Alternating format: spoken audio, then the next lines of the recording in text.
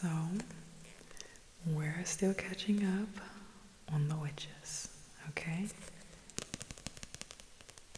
I don't always get feedback on this, but a few of you guys like me reading this book, so I'm gonna keep going with it because every view matters, okay? Now, we ended on page 38, so let's get started.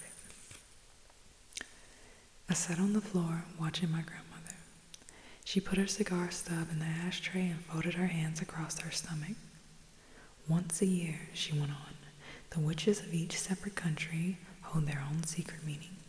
They all get together in one place to receive a lecture from the Grand High Witch of all the world. From who? I cried. She is the ruler of them all, my grandmother said. She is all-powerful. She is without mercy. All other witches are petrified of her. They see her only once a year at their annual meeting.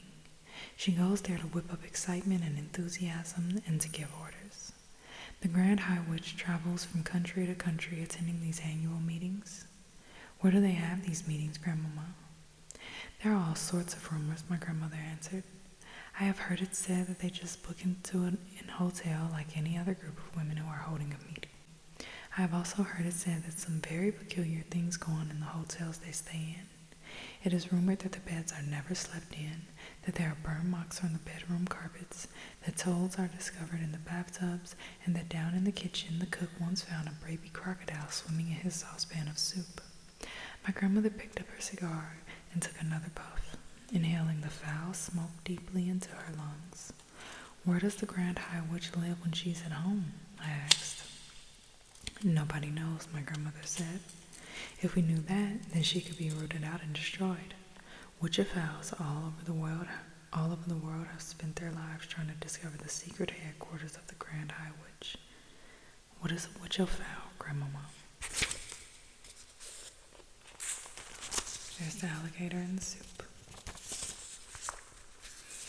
A person who studies witches and knows a lot about them, my grandmother said. Are you a witchophile, Grandmama? I'm a retired witchophile, she said. I am too old to be active any longer. But when I was younger, I traveled all over the globe trying to track down the Grand High Witch. I never came even close to succeeding. Is she rich? I asked. She's rolling, my grandmother said. Simply rolling in money.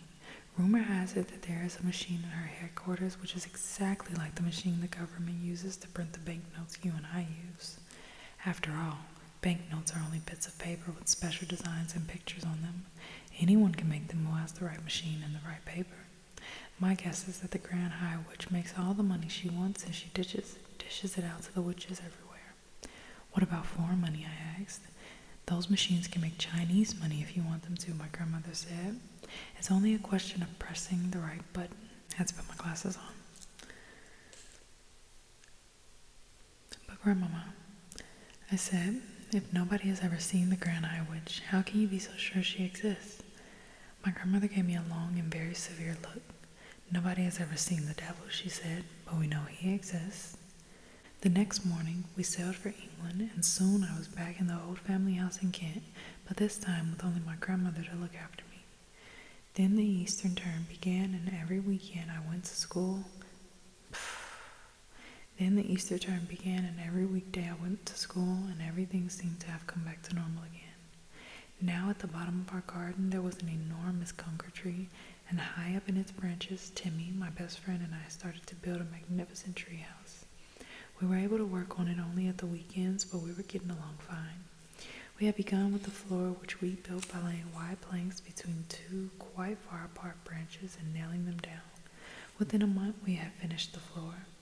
Then we constructed a wooden railing around the floor that left only the roof to be built. The roof was a bit difficult.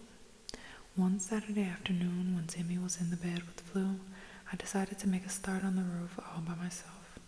It was lovely being high up there in that conker tree, all alone with the pale young leaves coming out everywhere around me. It was like being in a big green cave, and the height made it extra exciting. My grandmother had told me that if I fell, I would break a leg, and every time I looked down, I got a triangle long as my spine. I worked away, nailing the first plank on the roof. Then suddenly, out of the corner of my eye, I caught sight of a woman standing immediately below me. She was looking up at me and smiling in the most peculiar way. When most people smile, their lips go out sideways. This woman's lips went upwards and downwards, showing all her front teeth and gums. The gums were like raw meat. It is always a shock to discover that you are being watched when you think you are alone. And what was this strange woman doing in our garden anyway? I noticed that she was wearing a small black hat and she had black gloves on her hands, and the gloves came nearly up to her elbows. Gloves. She was wearing gloves. I froze all over.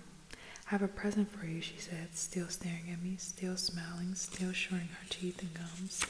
I didn't answer. This is him doing the treehouse.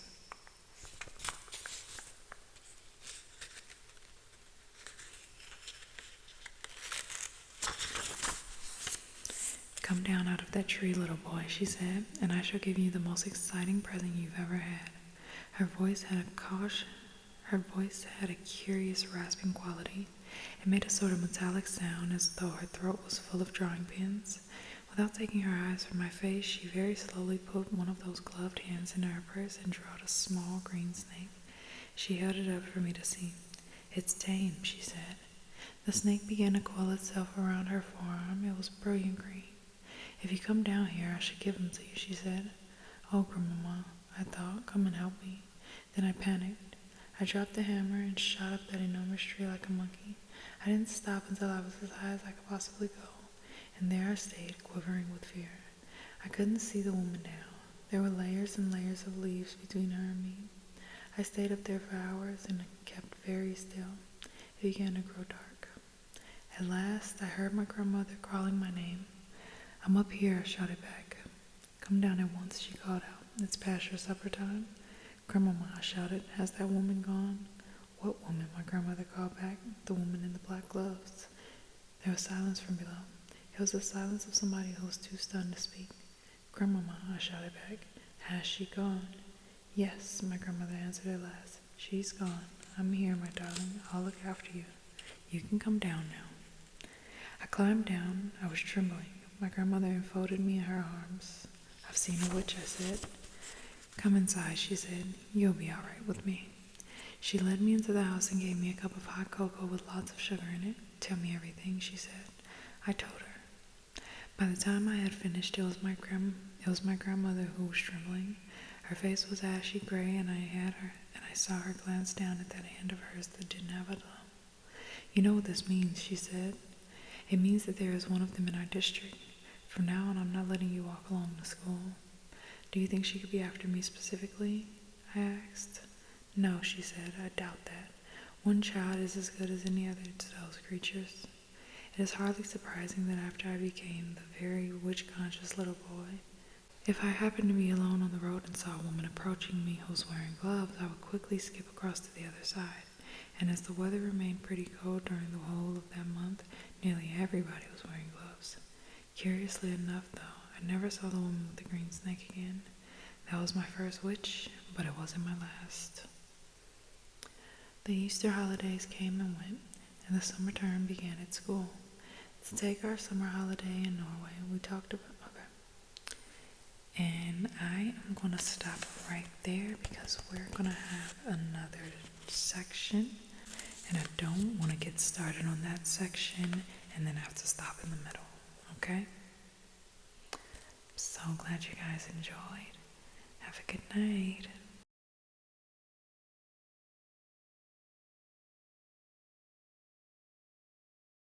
The next morning, we sailed for England, and soon as I went back in the whole family house in Kent. What?